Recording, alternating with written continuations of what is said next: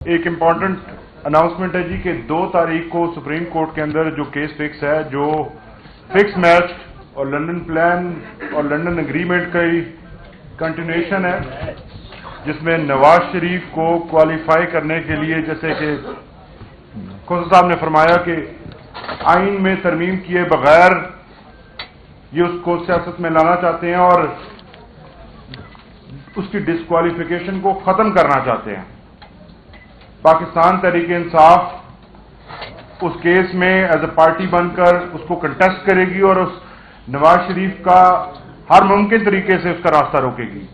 اس کے علاوہ آپ یہ دیکھیں کہ اس وقت پنجاب میں بالخصوص اور پاکستان بھر میں جس طرح سے RO آفسز مغلوں کے قلعے بنے ہوئے ہیں، ایسے لگتا ہے جیسے منگولوں نے حملہ کرنا ہو۔ باہر پولیس کی اتنی بڑی نفری اور تعداد ہے کہ کل ایک ہمارے ممبر کو اپنے جو پرپوزر اور سکینڈرز ہیں ان کو حلیہ بدل کر، بھیس بدل کر ان کو اندر لے کے جانا پڑا۔ وہ صفائی والے بن کے تو اندر جا سکیں، ادروائز تو کسی اور کو جانے نہیں دے رہے۔ تو اس قسم کے حالات کے اندر یہ جو الیکشنز ہو رہے ہیں، الیکشن کمیشن مکمل طور پر فیل ہوتا ہوا نظر آ رہا ہے۔ آج پورے پنجاب میں RO آفسز پریکٹیکلی بند ہیں، RO چھٹی پر ہیں۔ آپ نے کب سنا ہے کہ سکروٹنی کے دنوں میں RO آفس ہی بند ہو؟ یہ RO آفس جو اس وقت بند ہیں، انہوں نے تحریک انصاف کے جتنے امیدواران تھے متوقع، ان تمام کی سکروٹنی کو آخری 2 دنوں کے لیے پینڈنگ کیا اور آپ دفتر بند کر کے چلے گئے ہیں۔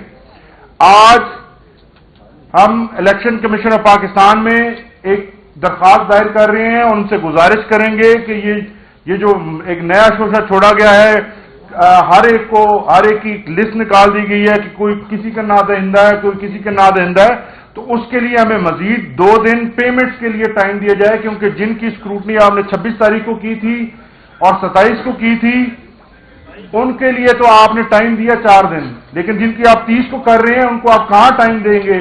اور دوسرا آپ نے جو دفاتر بند کیے ہوئے ہیں، یہ آپ الیکشن شیڈول آپ نے دے دیا اور الیکشن شیڈول دینے کے باوجود آپ اپنے آفسز ہی بند کر کے بیٹھے ہوئے ہیں، تو کہاں پہ کاغذات داخل کرائیں گے ہم اور کہاں پر جا کر یہ جو ہے اپنا پروسیس مکمل کروائیں گے؟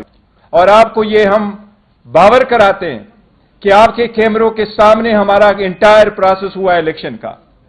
ہم نے جتنے الیکشن کرائے اس پارٹی نے ہمیشہ فری، فیئر اینڈ ٹرانسپیرنٹ کرائے۔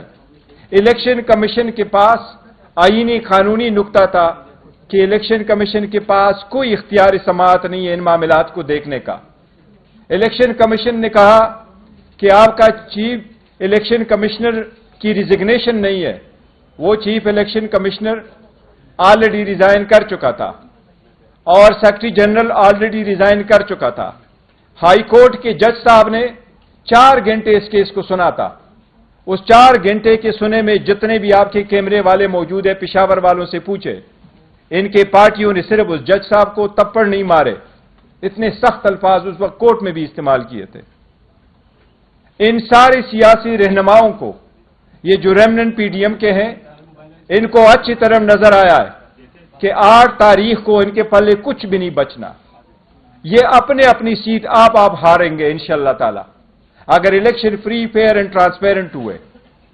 ان کو ان کا پتہ ہے، اس لیے ان کی صرف یہ کوشش ہے کہ PTI کے پاس بلہ ہی نہ رہے، اور ہمیں امید ہے انشاءاللہ تعالی یہ صرف PTI کا نشان نہیں ہے، یہ پاکستان کے 25 کروڑ عوام میں سے 70% عوام کی امنگوں کی نشانی ہے۔ یہ عوام کی بنیادی حق ہے کہ اس کے مطابق الیکشن کرے۔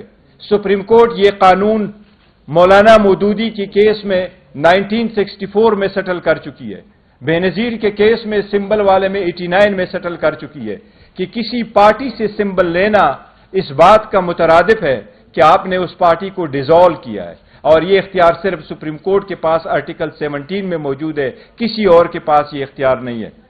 کل آپ نے دیکھا ہے پے در پے پریس کانفرنسز ہوئی ہے، باپ، بیٹی، بانجا، بتیجا سارے لگے ہوئے ہیں۔ ان کا سب مقصد یہی ہے کہ PTI کے پاس کوئی نشانی نہ رہے۔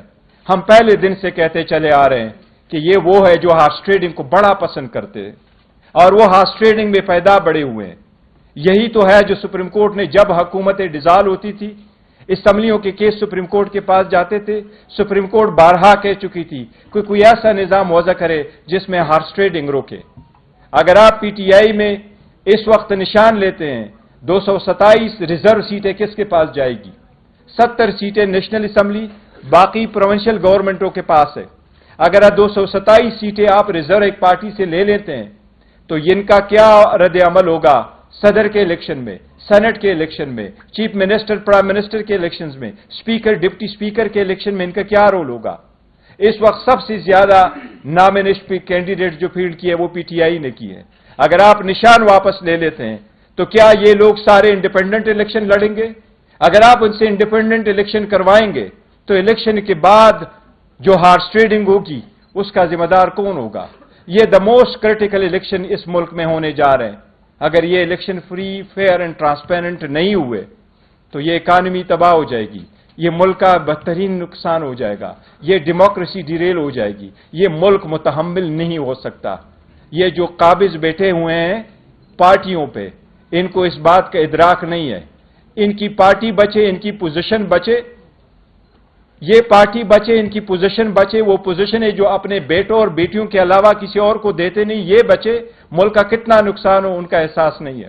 کل انہوں نے ججز پہ جو حملہ آور ہوئے، میں آپ کو اگر آپ کی اجازت سے صرف ایک ویڈیو پلے کرواتا ہوں تھوڑی سی، آپ یہ دیکھیں، ان کی یہ دیکھیں کہ جب کوئی کیس آتا ہے، آپ دیکھیں ججز کے بارے میں یہ کیا کہتے ہیں، یہ عدالتوں کے بارے میں کیا کہتے ہیں، سن لے ذرا اس کا ایک منٹ۔